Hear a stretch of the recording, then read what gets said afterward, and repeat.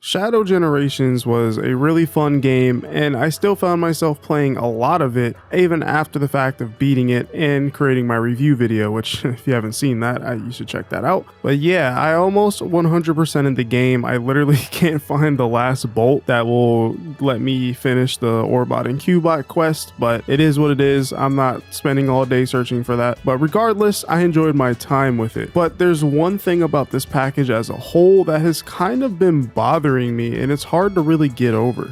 And especially if you're not new to this game, specifically Sonic Generations aspect, then you probably will feel the same unless you play the game all the time. But what's been bothering me is switching between Shadow Generations and Sonic Generations. Shadow Generations controls are super smooth, and it doesn't feel horrible to move Shadow in the levels while not boosting. And then when you go switch over to Sonic Generations, Sonic feels very heavy and he feels like a tank. Try playing that game without boosting. He only feels good moving while boosting. And it's kind of strange because I've been playing Generations and Unleashed for years now, and there was even a period of time where I would just boot up the levels like almost every other day and just practice getting better at them, like not even 2 years ago. But when you have a package like this where you have a game like Shadow Generations next to Sonic Generations, you can really feel the differences in controls. In some aspects, Sonic Generations has better controls, with just having more to it, like drifting, short hops. And honestly, that's about it. But yeah, overall, Shadow Generations has the better feeling controls in moving through the levels. Honestly, I think I just prefer that. I like to have as much control as possible over my platforming character, and Shadow Generations has that. And honestly, Sonic Colors has some of the best Sonic controls without boosting. It feels good to move Sonic in Sonic Colors.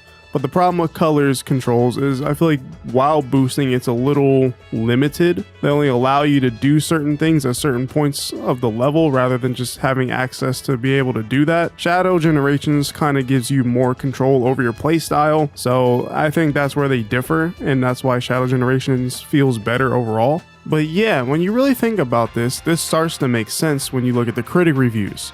Most of the critic reviews talked about Sonic Generations just not feeling quote unquote up to date, or it doesn't feel as modern as it should be compared to Shadow Generations. And I think the reason for that is simply just the way they control. It makes Sonic Generations honestly feel archaic in some ways. And don't get me wrong, this video is not slandering Sonic Generations. It is still a great game, but things are able to be improved upon. Things are not set in stone to be good and good forever. Things can always be topped. I think the movement of Shadow Generations tops the movement of Sonic Generations, and honestly, side to side, it does make Sonic Generations feel worse and a little older, despite that game arguably having better level design.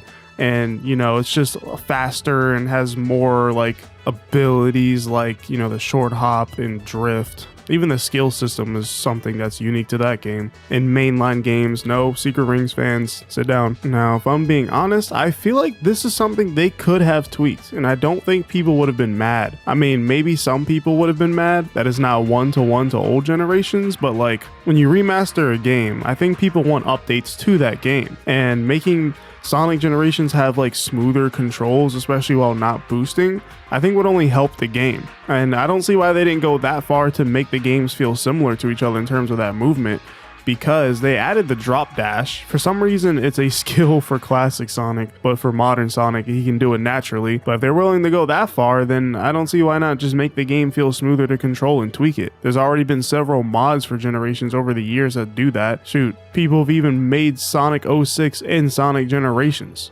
Now, obviously, this is something that you could just get used to when swapping between the games, but it's more so about that first impression. It is definitely Whiplash, I feel, especially if you played Shadow Generations first and then you went back to Sonic Generations. It is totally Whiplash. And if you play Sonic Generations first, it's probably less of a Whiplash moment because you're getting better controls and better movement when you go up to Shadow Generations, and it probably doesn't feel like Whiplash unless you go backwards. But I do find it very interesting that just even playing Shadow Generations for a couple hours and then going back to a game I've played thousands of times, it just is Whiplash. It's so strange. I haven't experienced this before, even from playing Sonic Adventure than going to Generations or Unleashed, because those games are so fundamentally different. And the thing is, when you have a game like Forces where the game barely lets you move, you don't really get that whiplash when you go back to Gens and Unleashed, because that almost feels like you're going back up rather than down, because Forces doesn't feel great. But yeah, I don't know, I just wanted to yap about this, so this is a Yap Sessions video. And if you guys have experienced the same thing, let me know in the comments below, because I'm genuinely curious if it's just a me thing, as well as some other like Sonic creators and people that have played Sonic X Shadow Generations that I've talked to, or if it's just, you know, like a thing that kind of everybody has been experiencing. Because I definitely know the critics have been experiencing it at least, but I want to hear from you guys. Do you guys get the Shadow Generations whiplash when you switch between the two games? But yeah, with that said, I'll see you guys in the next one.